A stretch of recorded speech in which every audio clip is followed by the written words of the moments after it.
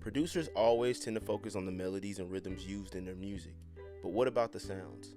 Believe it or not, the process of sound selection is simply picking the best type of sounds to fit into your composition. But is it really that simple? For some of us, it comes naturally, but for others, it may feel like it's a lucky guess. But regardless, you should walk away from today's video with an improved sense of sound and how to put sounds together. One of the most important aspects of producing great sounding music is selecting the best sounds. But how do we know what sounds to pick, and how do we know how to make them fit together? Because if you choose sounds that don't work well together, your music will not sound good no matter how much effort you put into a project. The first thing you need to study is the frequency spectrum. The frequency spectrum represents the range of frequencies that the human ear can interpret, starting from 20 Hz and ending at 20,000 Hz. This spectrum is divided into 7 different frequency bands, each of them having a different sound quality. This allows each sound to have its own position in the frequency spectrum. Check out this sample.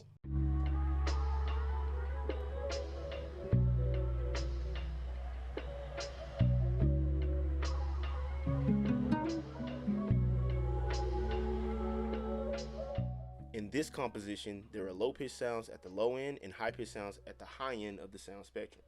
And there are several unique instruments with different timbres in between. So do the same to select sounds for your own music. Choose different octaves and timbres to make use of the whole frequency spectrum. This creates space for each sound and also creates a bigger overall sound. Here's another example of a more unique sample and how this can apply.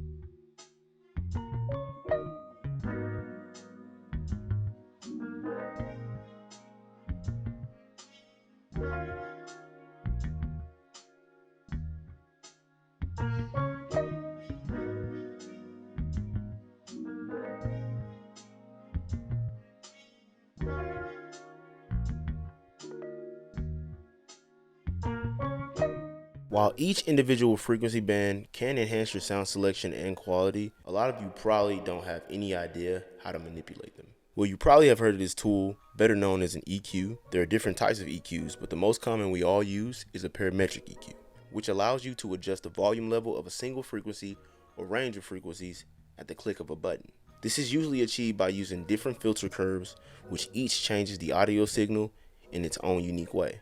In essence, equalizers allow you to manipulate the tone or timbre of a sound, curing its imperfections and accentuating its good parts.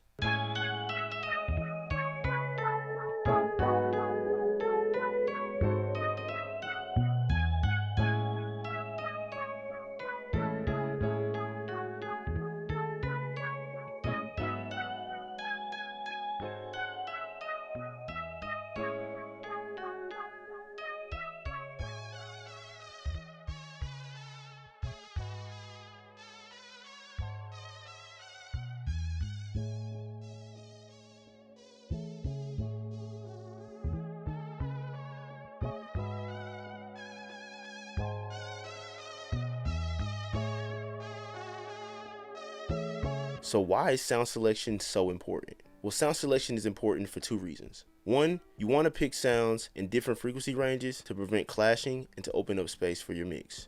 And 2, you want to pick sounds that complement each other because some sounds simply do not sound good together. However, regardless of what I tell you, always remember, if it sounds good, it sounds good. Because that's the beauty of music. No matter what I say to you today, music is always subjective. When selecting sounds for your track, it's always important to remember the overall sound you want to create, because every sound that you choose should fit into the overall soundscape. But before you begin a composition, always ask yourself, what am I making? So you can create a detailed image in your mind of the type of elements you hear. You can do this by assigning different sounds to different genres. For example, say I wanted to create an R&B soul sample.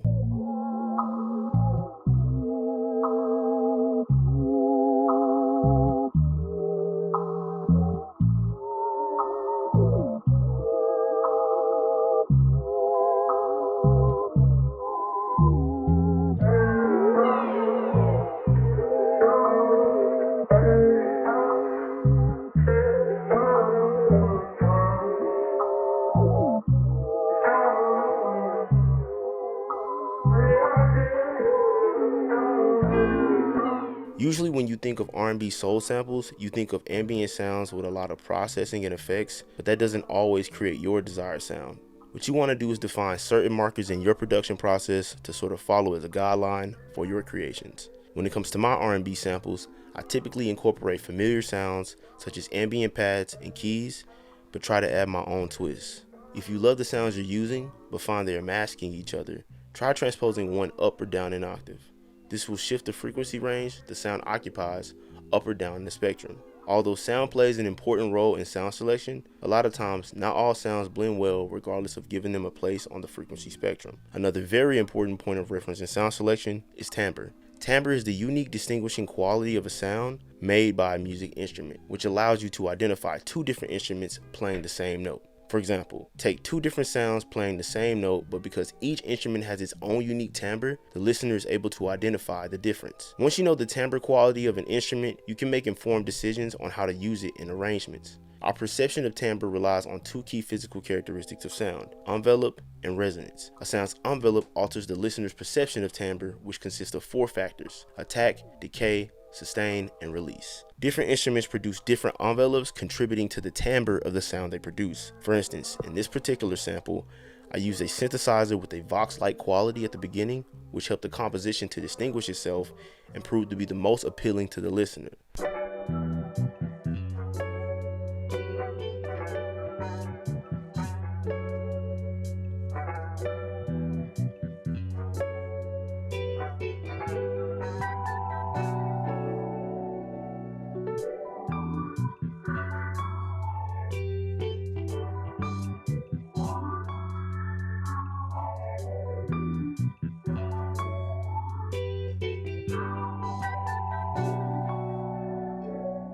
Resonance refers to the way sound interacts with an object or space. When a sound encounters an object, it can cause the object to vibrate at its natural frequency. This vibration amplifies the sound and creates a richer, more full-body sound. Resonance can occur in a variety of objects, including musical instruments, rooms, and even the human body. With the use of envelopes and resonance, you can create more distinct sounds. Another great concept of sound selection is layering. A lot of times when layering, we can use different sounds from different origins and combine them to create unique tones. For example, in my sample filter for my recently released Unknown pack, there's a specific section where I combine various pianos and keyboards, each possessing its own unique tone.